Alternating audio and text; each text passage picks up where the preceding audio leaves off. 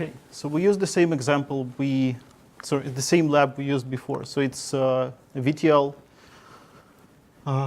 setup.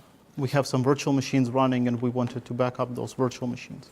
Customer is not involved, and during the tape job, we have a problem with our underlying storage here. So we started the backup job, and we will just emulate a failure for this drive to show how it reacts.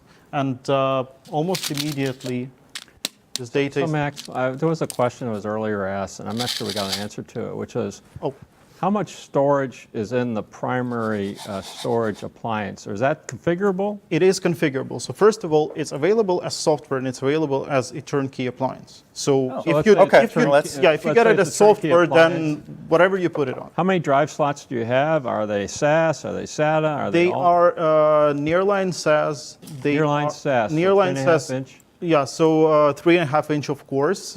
So it doesn't make sense to go smaller than that. So 60 drives per appliance? Or? For our target audience, we go with 18 drives per appliance. 18?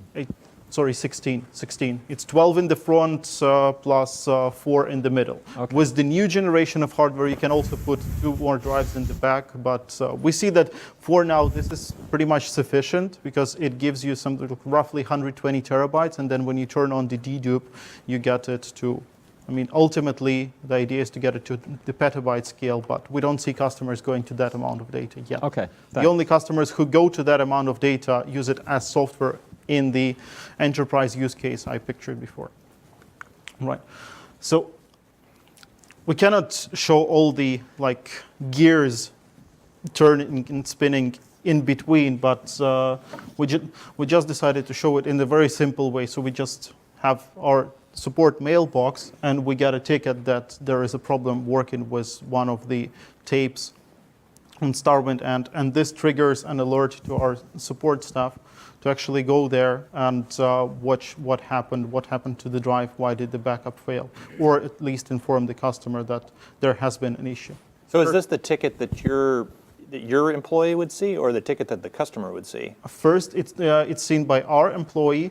On the customer side, there are 2 ways to configure it. First, we can also inform the customer about these issues almost immediately. Second, we can export all these to the event log and then inform customer based on the event log in his system. But the decisions we make, if there is a predictive ones, we will see it here, not in the event log, because the logics is hosted and it's not available on premises, so there is just, it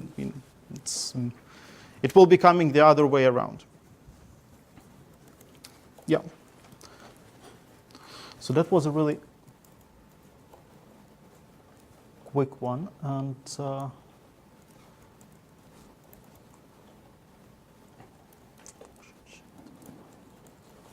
yeah.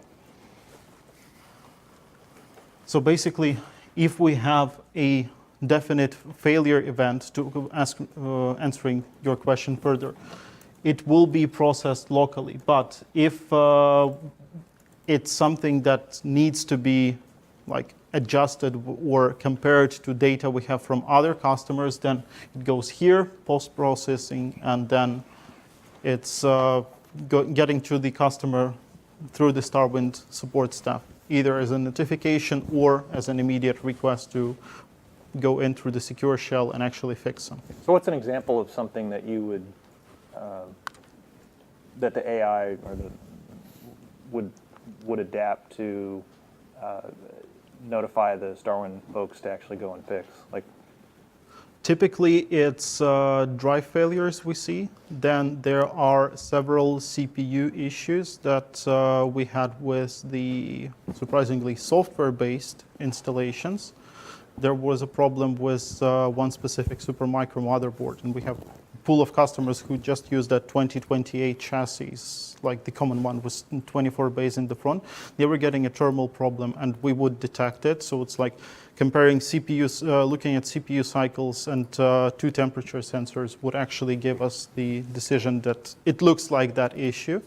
And would be another good example. So your AI was the one that made the determination that this particular motherboard was what was causing all these issues? It's the same like motherboard make, and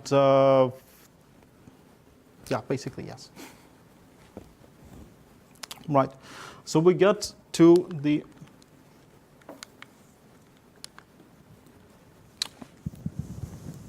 finish of the presentation, and we get to the dawn of VTL, and it will stay alive until all the backup applications know how to talk to every object storage, or till object storage standardizes in the way they work, which I'm not sure going to happen.